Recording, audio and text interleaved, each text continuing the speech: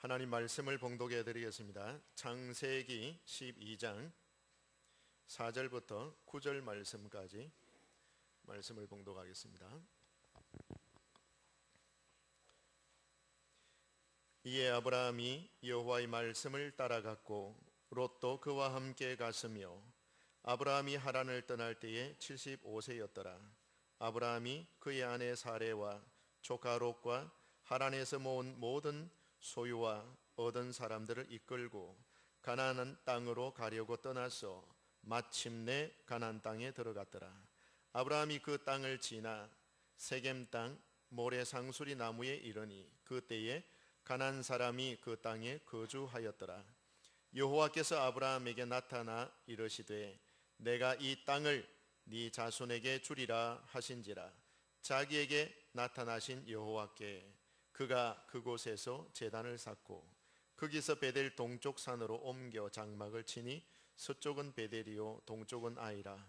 그가 그곳에서 여호와께 제단을 쌓고 여호와의 이름을 부르더니 점점 남방으로 옮겨갔더라.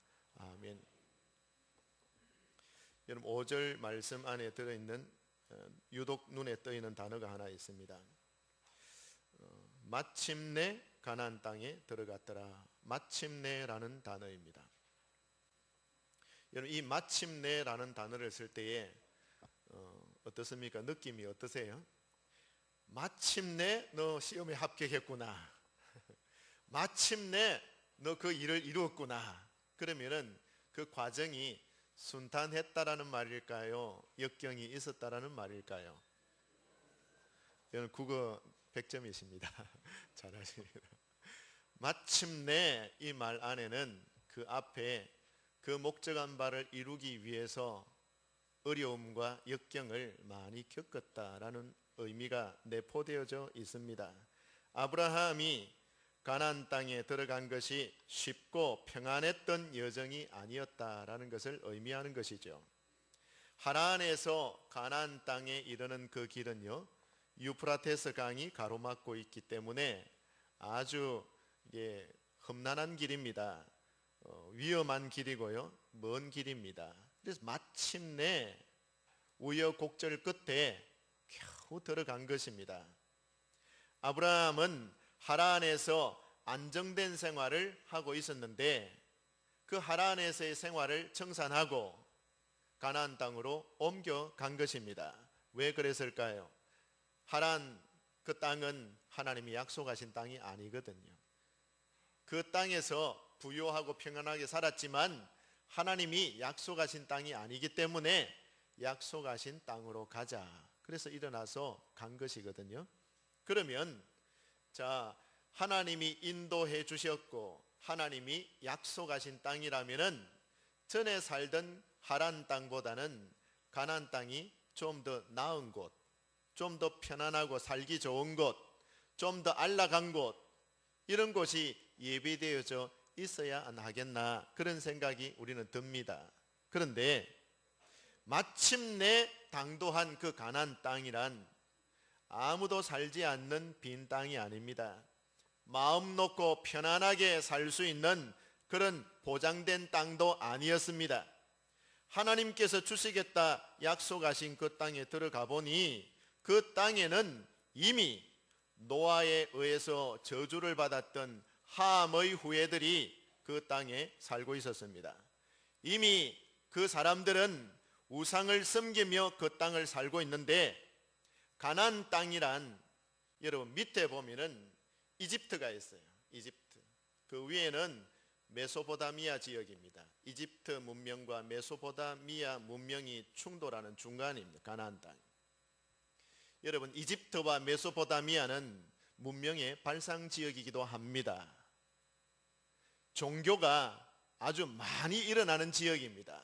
우상 숭배가 아주 많은 지역입니다. 근데 여러분 그 가나안 땅은 이미 애굽과 메소포타미아를 연결하는 길목에 있기 때문에 양쪽의 영향을 다 받아서 종교적인 타락이 일찍이 심해 있었고 숱한 전쟁의 희생양이 되곤 했던 그런 지역이었습니다. 하나님은 그런 땅으로 아브라함을 지금 인도하여 들이신 것입니다.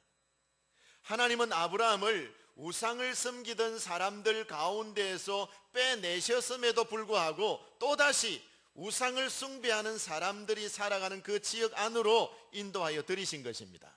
인간적으로 생각한다면 하나님께서 약속하셨고 하나님께서 주시겠다라고 말씀하신 땅이라면은 모든 것이 다 준비되어져 있고 그 땅에 가면은 편안하고 안락하고 부유하게 그렇게 살 수 있도록 예비되어져 있지 않았을까? 그렇게 생각해 볼 수도 있었겠지만 그런 곳이 아니었습니다. 아브라함이 이 하란 땅에 살 때 말입니다, 부유했어요. 종들도 많이 모았습니다. 재산도 많이 모았습니다. 살 만큼 사는 분이다 그 말입니다. 그런데 그 보장된 축복, 보장된 땅을 버리고 가나안 땅으로 갔으면 거기서 더 나은 생활 여건이 형성돼야 되는데 그게 아니라 인간적으로 보면 더 못한 지역이에요. 그런데 하나님이 그 땅을 약속하셨다 그러거든요. 여러분, 저는 이 광경을 가만히 머릿속으로 떠올려 보면서 이렇게 생각합니다. 이 땅에는 하나님을 잘 섬길 수 있는 좋은 환경이 갖추어진 장소, 우리가 신앙생활 하기에 편안하고 좋은 환경 구비되어져 있는 장소가 세상 어디에도 없겠구나라는 생각을 해보게 됩니다. 여러분 생각은 어떻습니까? 하나님이 인도하신 땅인데, 하나님이 약속하시고 주겠다라고 말씀하신 땅인데, 그 땅에 들어가면 적어도 편안하고 하나님 섬기는 일에 있어서만큼은 실수나 실패가 없는 멋지고 아름다운 복지 같은 땅이 아니겠나, 그렇게 생각해 볼 수 있지만 그게 아니더라. 여러분 찾으시죠? 내 마음에 딱 맞는 좋은 교회가 어디 없나? 내 스타일에 맞게 신앙생활 할 수 있는 더 나은 환경은 어디 없나? 어디 가보면은 이건 이래서 마음이 안 들고, 저기 가보면 저래서 마음이 안 들고, 이 사람들은 왜 이렇고 저 사람들은 왜 저래? 이 세상에 어디를 가보아도, 이 세상에 좋다는 어느 교회를 가보아도 내 마음에 100% 드는 것은 아니더라. 내가 하나님을 섬길 수 있는 최적의 장소, 최고의 환경 구비되어진 곳이 세상에 어디 있습니까, 여러분? 자신이 좋은 성도가 되고 좋은 사람이 되려고는 애쓰지 않으면서 자기에게 맞는 좋은 환경만 찾으려고 하는 사람도 얼마나 많은지 모릅니다. 나에게 맞는 환경, 내가 딱 마음에 드는 환경이 어디 없나? 근데 자기는 좋은 사람이 되고 좋은 성도가 되기 위해서는 애쓰지 않으면서 좋은 환경만 찾으려고 하는. 사랑하는 성도들이요, 여러분이 이 세상에서 신앙을 지키며 살아가는 길이란 가시밭길과 같습니다. 노래 부르면서 거닐 수 있는 꽃밭길은 어디에도 없습니다.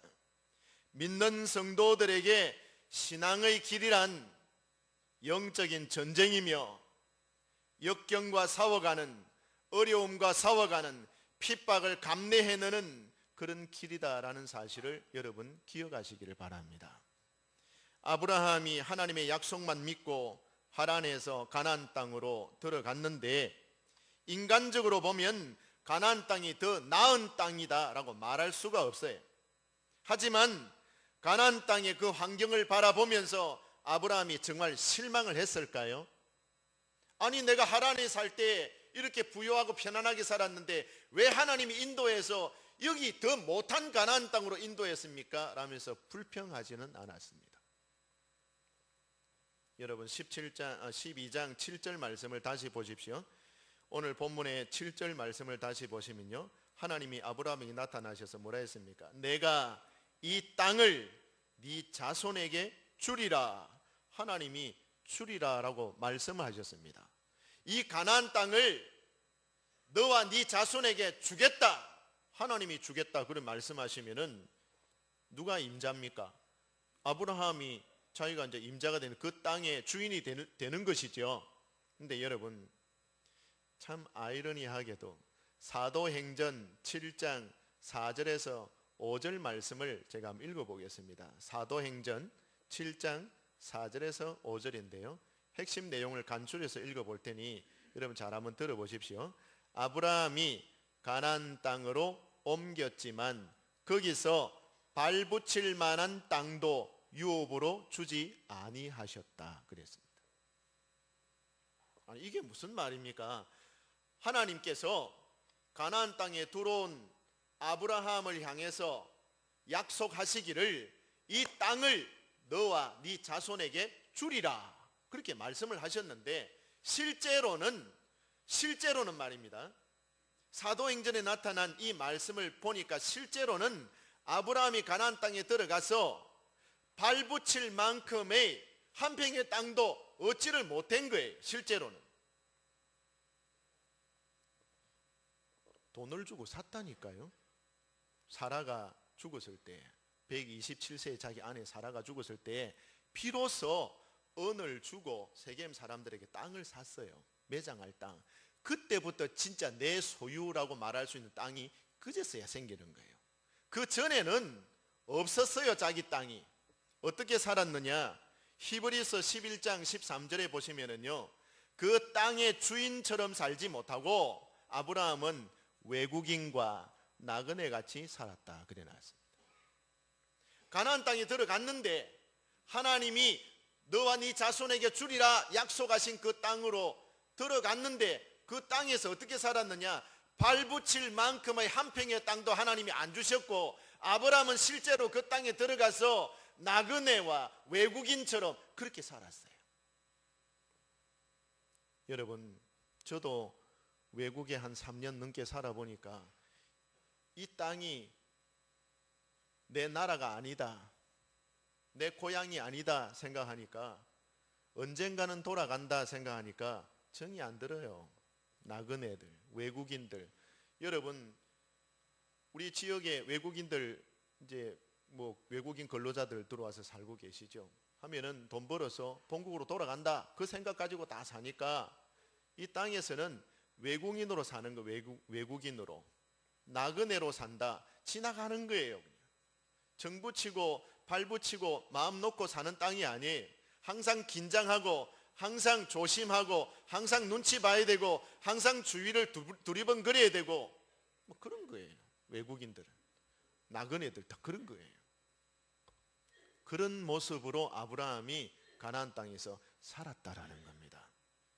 아브라함의 이런 모습을 저는 곰곰이 생각해 보면서 오늘 저와 여러분이 세상을 살아가는 모습이 이런 모습 아니겠나 생각해 봅니다. 여러분 어떠세요? 이 세상 살아가는 여러분의 삶의 모습이. 성도들에게 있어서 이 세상은 나그네 같이 사는 피곤함과 괴로움이 많은 곳입니다. 여러분 그렇지 않습니까? 때로는 저는 그렇게 생각합니다. 이 세상 사는 한순간이 70이요 강건하면 80이라 그랬는데 80을 산다 할지라도 뭐 요새는 장수해서 90까지 사는 분도 계십니다만은 90을 살아도 내가 나그네같이 이 세상을 산다, 그런 마음이 우리 심정이 다 있는 것입니다. 아브라함이 가나안 땅에서 편안하게 살 수 있었습니까? 결코 아닙니다. 이미 그곳에는 가나안 사람들이 자리를 딱 잡고 있었기 때문입니다. 그런데 실제로 제가 말씀을 드리고 싶은 것, 아브라함이 가나안 땅에서 편안한 삶이 되지 못하고 나그네와 외국인같이 힘든 인생살이가 될 수밖에 없었던 근본적인 이유는 뭐냐? 가나안 사람들에 비해서 기득권도 없고 수적으로도 열세니까 뭐 눈치나 보고 살았겠지, 그런 것 때문에 섭섭하고 당황해하고 마음이 슬프고 그런 거 아니에요. 가나안 땅에 사는 사람들은요, 하나님을 모르는 사람들, 하나님을 섬기지도 않는 사람들, 그 가나안 땅에 사는 사람들이 가지고 있는 종교는 문란하고 무질서한 종교. 하나님을 섬기는 아브라함이 그런 사람들과 함께 그 땅에서 산다는 것 자체가 신앙적으로 힘든 일인 것입니다.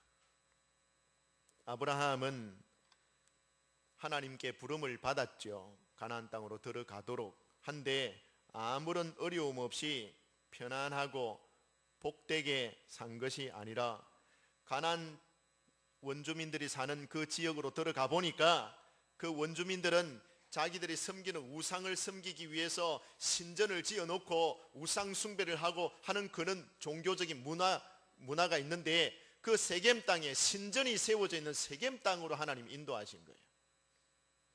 그러니 오직 하나님만 섬기도록 부름을 받고 훈련을 받아야 하는 아브라함에게 있어서는 결코 그 가나안 땅이 평안을 가져다 주는 땅은 아니더라라는 것입니다.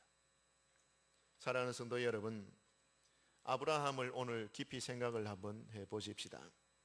부요하고 평안하게 살았던 하란을 떠나서 머나먼 이국 땅으로 갔는데, 나그네같이 외국인같이 그 땅에서 지내야 되는 이 일은 정말 친구가 없어서 고통스러운 것도 아니며, 발붙일 만한 땅을 얻지 못해서 고통스러운 것도 아니고, 인간적인 쓸쓸함이나 어떤 경제적인 궁핍이나 생활의 불편 때문에 고통스러운 것도 아니었습니다. 만약에 그것이 있었다면 하나님께 원망 불평했겠죠. 여러분, 진짜 불편한 게 뭐냐? 진짜 힘든 게 뭐냐? 하나님을 알지도 않고 믿지도 않는 그 이방인들 거주하는 곳에서, 그 우상 숭배자들이 거주하는 곳에서 그들이 뿌려놓은 죄가 온 땅에 관영한 그 땅 안에서 그들과 함께 거주하면서 살아야 된다는 것 자체가 힘든 일인 것입니다. 바로 오늘 이 부분을 저와 여러분이 볼 수 있어야 합니다. 여러분이 이 땅을 사시면서 마냥 형통하고 축복받는 길로만 가고 계십니까? 아니지 않습니까? 아브라함을 세겜 땅으로 인도하신 것처럼 하나님께서는 저와 여러분을 때로는 형통한 자리에 세우시지 않으시고 역경으로 둘러싸인 상황을 만나게도 하십니다. 생활 여건이 좋지 않고 환경이 말할 수 없이 나빴던 육신적인 삶의 조건, 아브라함은 그것 때문에 힘든 것이 아니라 신앙적인 이유 때문에 지금 힘든 것입니다. 대부분의 사람들은 신불신간에 물질적인 궁핍함이 있을 때에, 또는 질병이 찾아왔을 때에, 때로는 인간관계가 어려워졌을 때에, 열악한 환경이, 생활 환경이 도래했을 때에 매우 힘들어합니다. 성도들 역시 이런 일들 때문에 어려움을 겪을 수도 있습니다. 그러나 하나님께서 우리를 고난 가운데 인도하여 들이셨다 할지라도 우리는 모든 고난과 어려움을 통해서 아무것도 배우지 못하는 게 아닙니다. 오늘 아브라함의 경우에서 보는 것처럼 육신의 고난보다 더 큰 고난이 있다라는 사실입니다. 육신적인 고난보다 더 큰 고난을 당하고 있는 사람들도 이 땅에는 얼마든지 많습니다. 과거에 우리 믿음의 선배들을 보면은 육신적으로 당하는 고난보다 그 신앙적인 고난이 더 크다라는 걸 알기 때문에 그 믿음을, 그 신앙의 절개를 끊지 않도록 하기 위해서 온갖 육신의 고난을 자기 몸에 다 채우는 그런 신앙의 선배들도 우리는 보게 됩니다.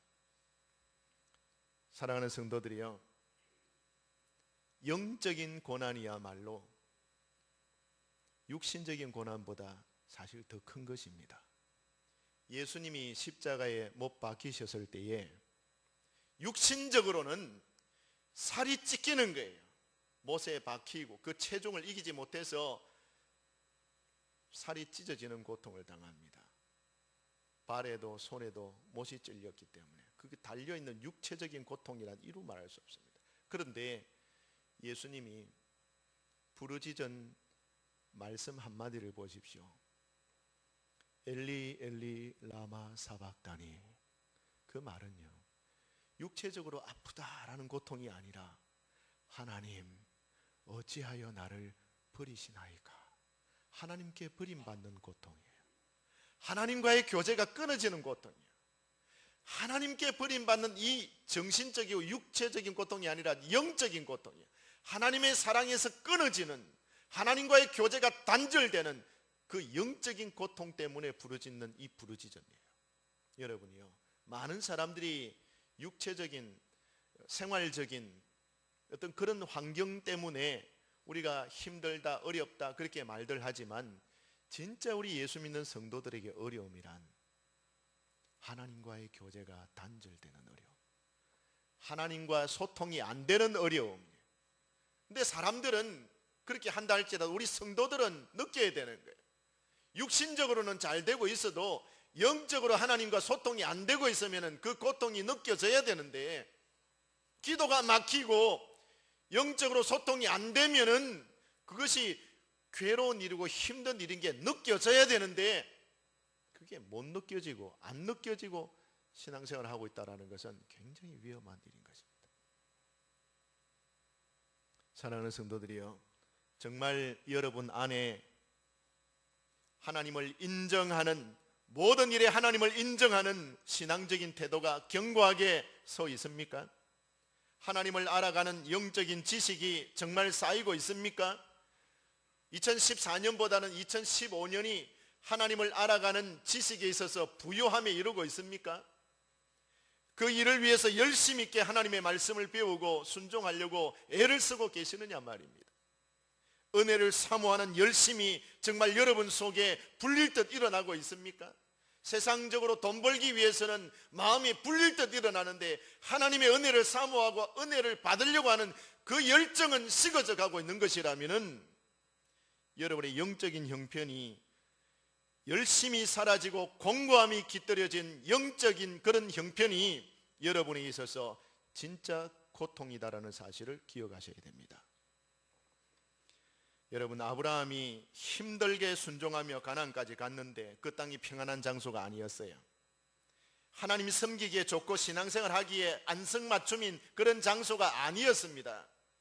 발붙일 틈조차 얻지 못할 만큼 힘들고 외롭고 고생스러운 그런 환경이었습니다.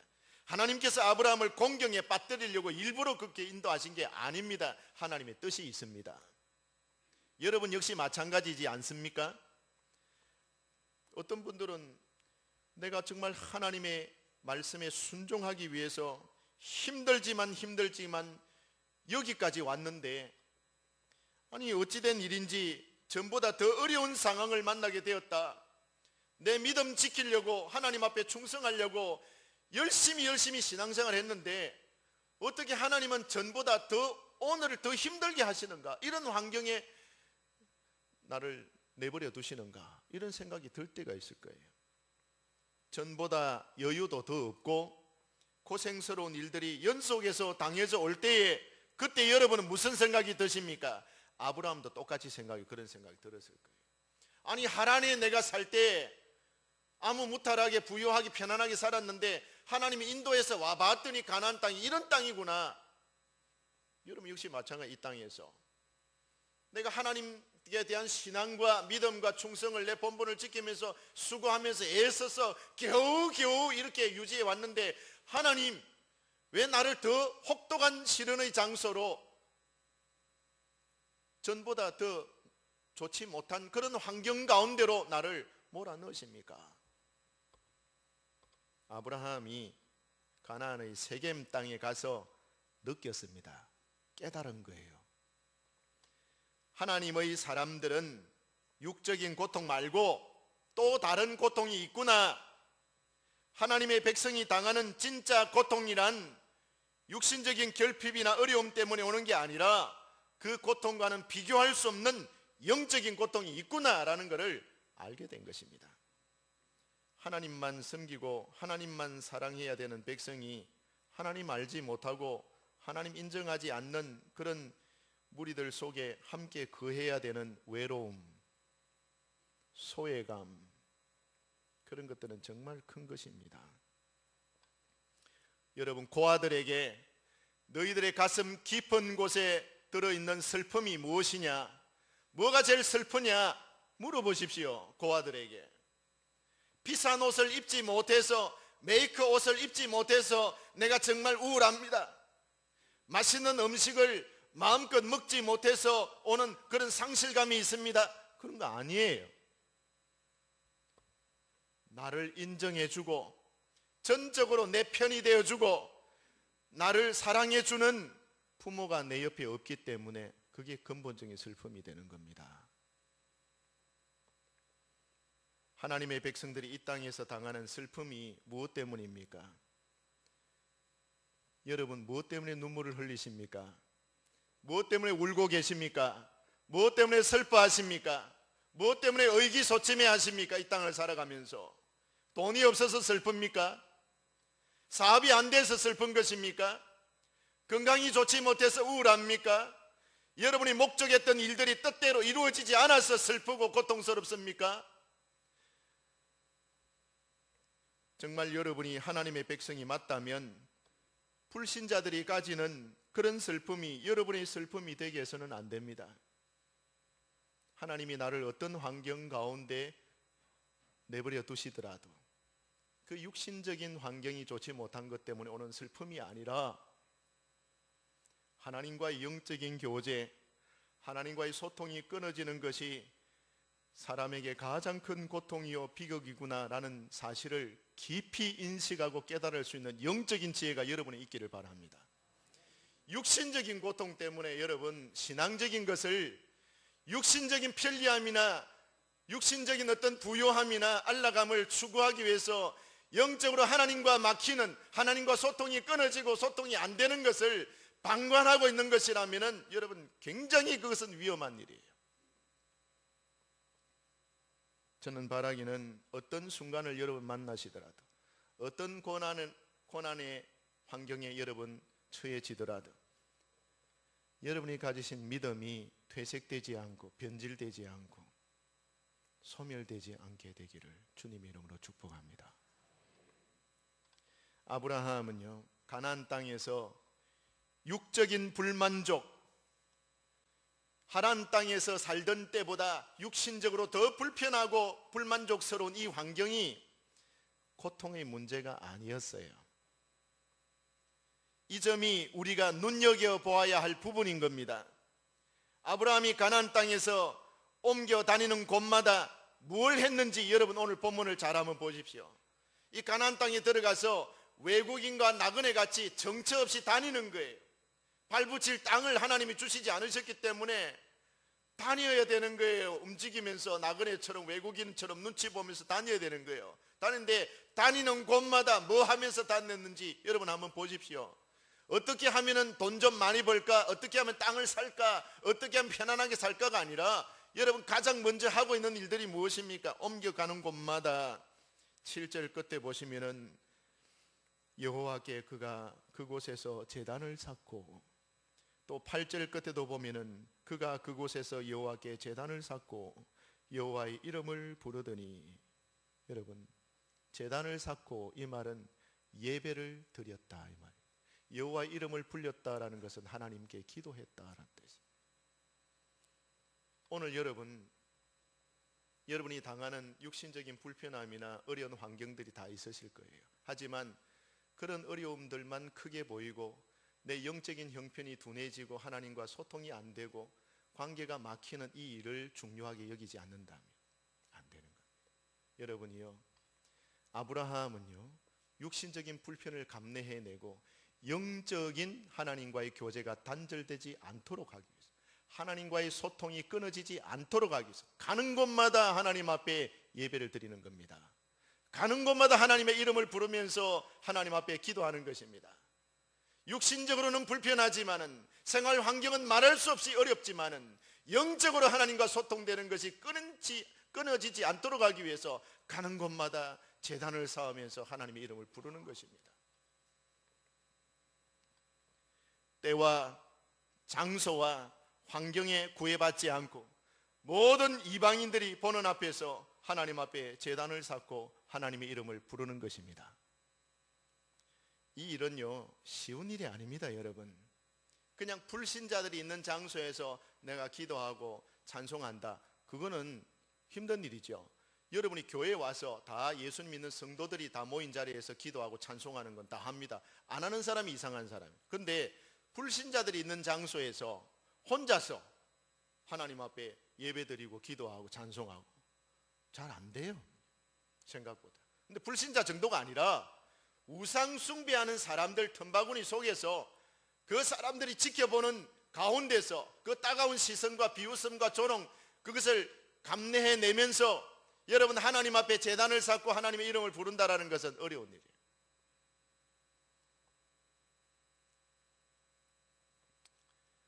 내가 기대하던 조건이 아닌 곳에서 그 환경을 극복해내고 하나님 앞에 신앙을 지키며 자신이 할 수 있는 최선을 다한다는 것은 결코 쉽지 않은 일입니다. 내 마음에 딱 드는 환경이 아니에요. 내가 원하는 조건이 갖추어진 환경이 아니에요. 그럼에도 불구하고 그 자리를 지키고 하나님 앞에 충성을 다한다는 것은 굉장히 힘든 일이지만, 그러나 그렇게 하는 사람을 하나님이 정말 귀하게 보시는 겁니다. 기분이 안 맞다고 뛰어나가는 게 아니에요. 내 마음에 안 드는 환경이고 정말 어려운 환경이지만은 그 환경 가운데 제단을 쌓으면서 하나님의 이름을 부르는 아브라함을 생각해 보시기 바랍니다. 육신적인 결핍과 그 고난스러움을 감내해내고 하나님의 인도하심에 대한 불평이 없이 살아가는 이 아브라함의 태도는 하나님을 기쁘시게 하는 증거를 받은 일이라 히브리서는 그렇게 기록하고 있습니다. 저와 여러분이 그런 신앙생활 되기를 바랍니다. 육신적인 고난도 고난이지만요, 영적인 고난, 신앙적인 고난 정말 큰 거예요.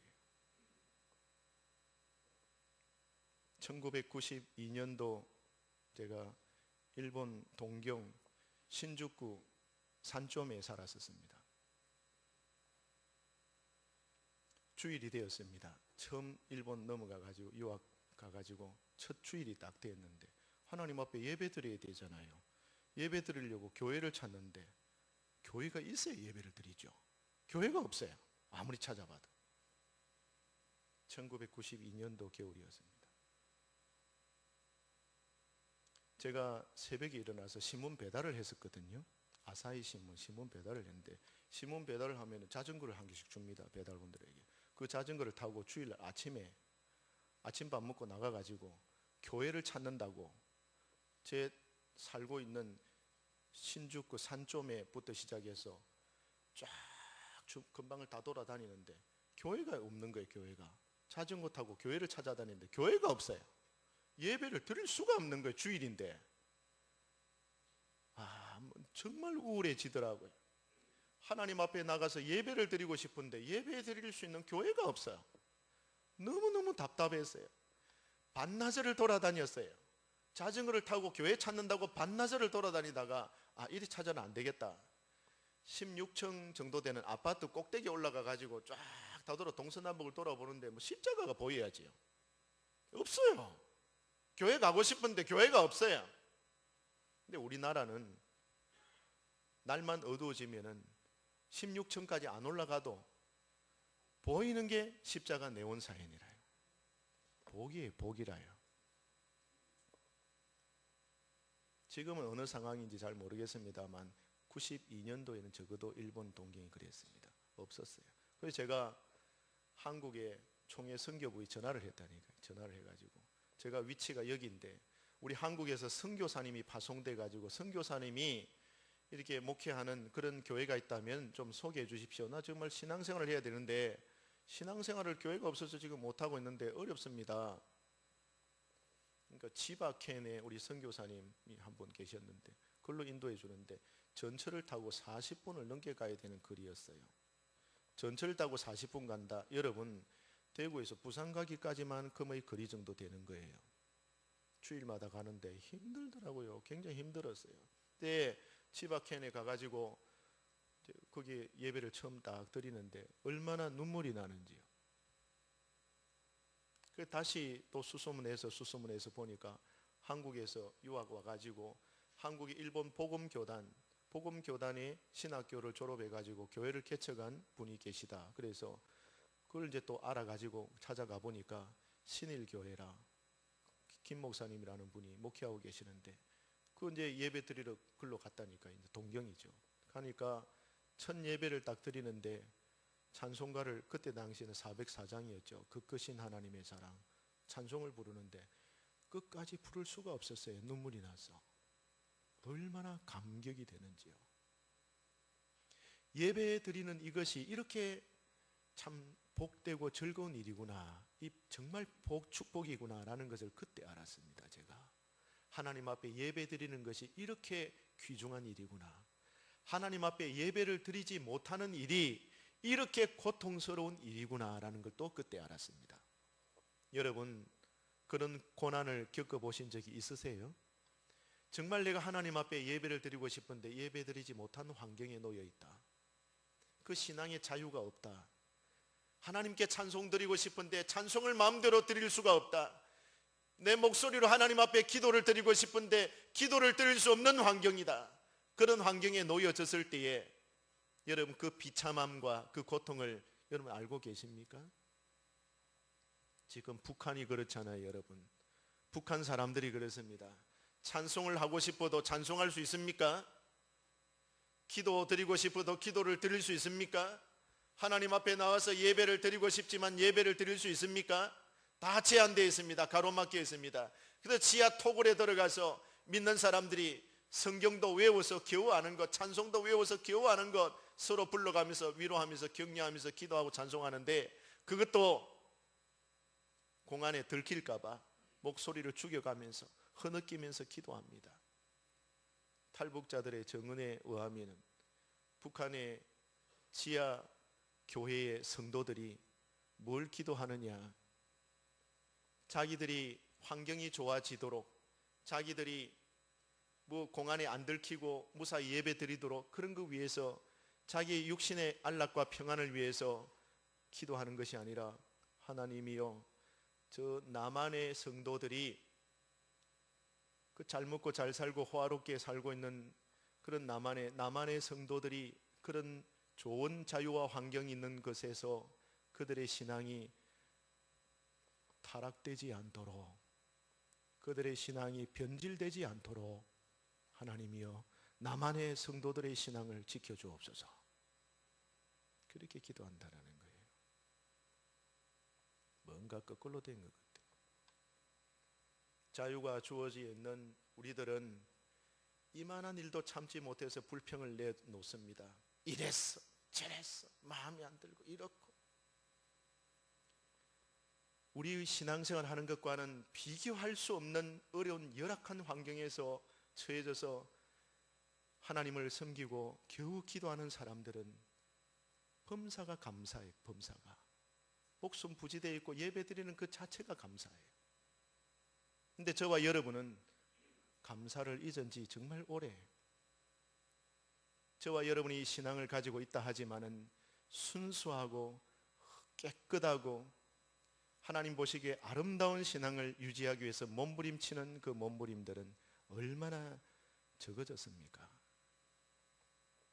사랑하는 성도들이여, 육신적인 결핍과 고난 감내해내고 하나님의 인도하심, 거기에 대해서 불평하지 않고 그 가나안 땅에서 가나안 원주민들이 지켜보는 가운데서 옮겨가는 곳마다 하나님의 이름을 부르며 기도하고 하나님께 제단을 쌓으며 자기의 신앙을 견고하게 간직하기 위해서 몸부림쳤던 아브라함처럼 저와 여러분이 2015년도에는 신앙의 순수성을 잘 유지를 하시고 더 깊은 신앙으로 나아가기 위해서 몸부림치시고 내 구주 예수 그리스도를 아는 고상한 지식에 이르기 위해서 애를 쓰시는 그 신앙의 결단과 몸부림이 있는 복된 한 해가 되시기를 주님의 이름으로 축복합니다.